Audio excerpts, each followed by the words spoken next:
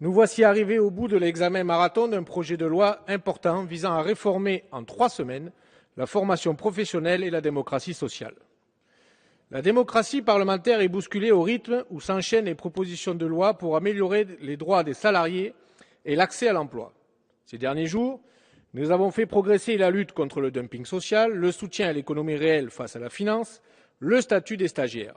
Dès le mois d'avril, nous examinerons le projet de loi sur l'économie sociale, cher aux écologistes en raison du mode de fonctionnement des employeurs de ce secteur, au sein duquel un homme, une femme égale une voix. Car renforcer la démocratie sociale, c'est réaffirmer notre engagement pour une citoyenneté active au sein de l'entreprise comme dans la cité, la participation des salariés, l'innovation et l'initiative. C'est garantir les contre-pouvoirs au-delà de la seule intervention de l'État. C'est aussi garantir la loyauté des négociations. C'est non seulement des valeurs démocratiques que nous affirmons ici, mais au-delà, c'est une question de pragmatisme. Car lutter contre la finance et le sentiment d'impuissance, c'est aussi donner les moyens et du pouvoir d'agir aux salariés, aux petites entreprises, aux coopératives, aux artisans, aux humains face aux capitaux. Je salue le travail parlementaire de qualité que nous avons mené ici. C'est dans un climat constructif que le projet de loi a évolué de manière positive et que certaines positions portées par les écologistes ont pu être intégrées au texte. J'en profite, moi aussi, pour remercier le rapporteur, mon collègue Jean-Patrick Gilles, qui a fait un remarquable travail collectif de coordination et de fond sur ce texte, malgré le rythme, et vous-même, Monsieur le ministre, aussi, ainsi que votre équipe. Pour entrer dans le vif du sujet, je commencerai par l'élément central de ce texte, l'avancée principale, la création du compte personnel de formation. Toutes et tous ici, nous nous en sommes félicités. Le compte personnel de formation constitue une avancée vers la mise en place d'un droit universel à la formation tout au long de la vie que nous défendons. Directement rattaché à la personne, il l'accompagne pendant toute sa vie professionnelle. Mais nous avons également, depuis le début des discussions, pointé de manière unanime que 150 heures ne permettent pas d'accéder à une formation qualifiante. C'est pourquoi les écologistes ont défendu dès le départ la possibilité d'ouvrir une renégociation de ce volume horaire par convention de branche et assurer des abonnements adaptés à chacun. Nous avons débattu de cette possibilité ici même et nos collègues sénateurs y ont partiellement répondu. Nous nous félicitons également que le plancher des 150 heures puisse être obtenu en 7 ans plutôt qu'en 9 ans. Les écologistes ont également été très attentifs à une meilleure prise en compte des publics cibles, notamment en rendant le compte personnel de formation plus équitable envers les demandeurs d'emploi, les salariés à temps partiel, en insertion et à bas niveau de formation initiale. Nous avons pour cela apporté de nombreux amendements et obtenu des possibilités d'abondement supplémentaires fléchées vers 3 catégories de publics prioritaires, les salariés exposés à des facteurs de pénibilité, les salariés menacés par des évolutions économiques ou technologiques et les salariés à temps partiel. L'accord trouvé en commission mixte paritaire lundi dernier renforce cela. Par ailleurs, rapport au texte initial, il était indispensable que les droits soient ouverts à des publics supplémentaires tels que les intermittents du spectacle et les travailleurs d'établissements et services d'aide par le travail. C'est chose faite. Ces publics pourront bien bénéficier du compte personnel de formation.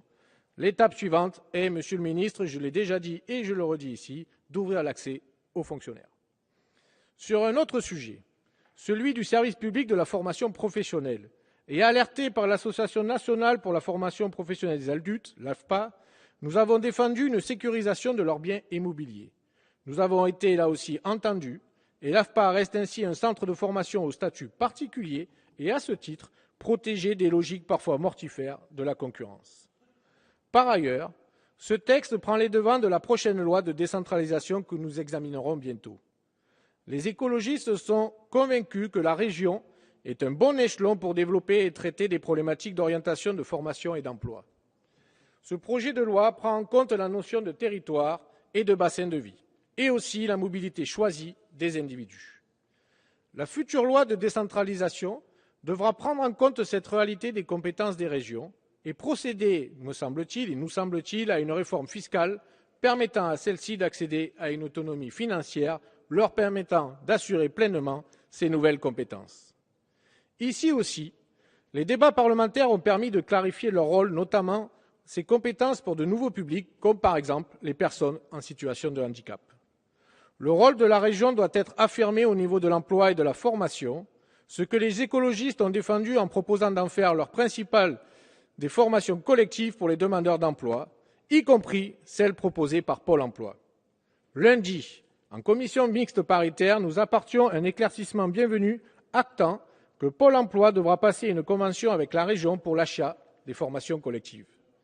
En lien avec cette volonté décentralisatrice, les écologistes défendent également un renforcement des outils territoriaux de gouvernance partagée. Ainsi, pour permettre une vraie diversité et une bonne représentativité au sein des instances régionales et nationales, nous avons porté la nécessité d'ouvrir le droit de participer et d'accéder aux dispositifs de financement à l'ensemble des acteurs locaux. À ce sujet, le deuxième volet du texte sur la démocratie sociale a lui aussi bien évolué pendant les débats parlementaires. Tout d'abord, l'entrée des acteurs dits du hors-champ, c'est-à-dire ceux des secteurs de l'économie sociale et solidaire, l'agriculture ou les professions libérales, qui fédèrent un tiers de l'activité économique et des emplois en France, trouvent enfin leur place dans les instances de l'emploi, de l'orientation et de la formation. Si nous approuvons la volonté de s'appuyer sur le dialogue social et donc sur les négociations entre partenaires sociaux, il faut aller plus loin en ce sens. Pour cela, et surtout pour que cette méthode soit efficace et équitable dans les accords conclus, il est indispensable que le nombre de salariés syndiqués évolue. Nous avons, Monsieur le ministre, redonné sa force au dialogue social. Cela devrait permettre le renforcement du syndicalisme. La démocratie sociale n'est cependant qu'un des piliers d'une démocratie active, vivante, innovante et inclusive. Si la démocratie institutionnelle est bien entendu nécessaire à la décision publique, nous devons soutenir la démocratie participative, notamment la démocratie participative appelée 2.0. En effet, celle-ci s'essouffle aujourd'hui car elle n'est pas suffisamment prise au sérieux, malgré les efforts que déploient ses militants et acteurs. La décentralisation implique nécessairement de renforcer sa pratique, car les bonnes idées ne viennent pas toujours d'organisations corporatistes. Par ailleurs, la formation professionnelle doit être un levier pour l'adaptation aux changements et aux besoins de la société. Nouvelles technologies ou techniques, nouveaux modes d'échange, nouvelles filières, nouveaux métiers. La formation professionnelle est à la fois une opportunité d'émancipation individuelle, mais également une manière d'anticiper les transitions. Je le disais lundi soir ici même pour la proposition de loi sur l'économie réelle. Nous devons réorienter nos modes de production vers les circuits courts, vers la sobriété énergétique, vers des modes de production et de consommation plus soutenables. Nous devons également restaurer le lien social, apprendre à vivre mieux ensemble et pour cela renforcer l'éducation, l'animation, le soin apporté aux plus fragiles. Dans ce cadre, les activités que nous devons favoriser doivent être socialement utiles. Ce sont celles des filières d'avenir que nous répétons à chaque texte, mais aussi l'éducation, la santé. La formation professionnelle a plus qu'un rôle à jouer, elle est la responsabilité d'accompagner ces mutations de cette transition écologique.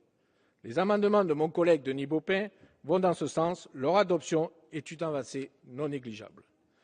Pour cela, la dimension qualitative est évidemment fondamentale. Le texte final renforce cette exigence en intégrant la qualité des actions de formation dans le Code du travail, en posant l'exigence pour les financeurs publics et paritaires de la formation professionnelle de s'assurer de la capacité des prestataires de formation à réaliser une formation de qualité. C'est un enjeu dans lequel les régions devront, bien sûr, s'impliquer. Les écologistes ont défendu la volonté de mettre la formation professionnelle au service de la transition écologique. Nous avons été entendus dans une certaine mesure. Maintenant, cette proposition doit continuer à être portée dans les régions. Nous y serons vigilants. Et bien sûr, Monsieur le ministre, nous nous félicitons que le volet qui concerne l'inspection du travail n'ait pas été réintroduit en commission mixte paritaire suite à sa suppression au Sénat. Nous avions depuis le début exprimé notre désaccord et nous avions ici voté contre l'article 20 en première lecture. On ne peut pas valoriser, je vous l'ai dit, Monsieur le ministre, et utiliser la méthode du dialogue social et passer outre les inquiétudes des inspecteurs du travail. Il est nécessaire de prendre le temps d'une vraie discussion avec eux pour une réforme qui les concerne directement et, je le redis ici, qui peut être utile. Cette loi est un premier pas indispensable et comporte des avancées dans plusieurs domaines. Dans un moment où les parcours professionnels sont parfois chaotiques, les temps entrecoupés en emploi doivent permettre de se former afin de pouvoir se reconvertir. Il nous faut continuer dans cette direction et aller plus loin vers la construction d'un droit universel à la formation tout au long de la vie. Nous en reparlerons à l'occasion des prochaines propositions de loi, celles de la décentralisation, de l'économie sociale et solidaire et bien entendu la transition énergétique pour laquelle, vous l'aurez compris, nous avons de fortes attentes. Monsieur le ministre, les écologistes voteront favorablement à ce texte. Je vous remercie. Merci.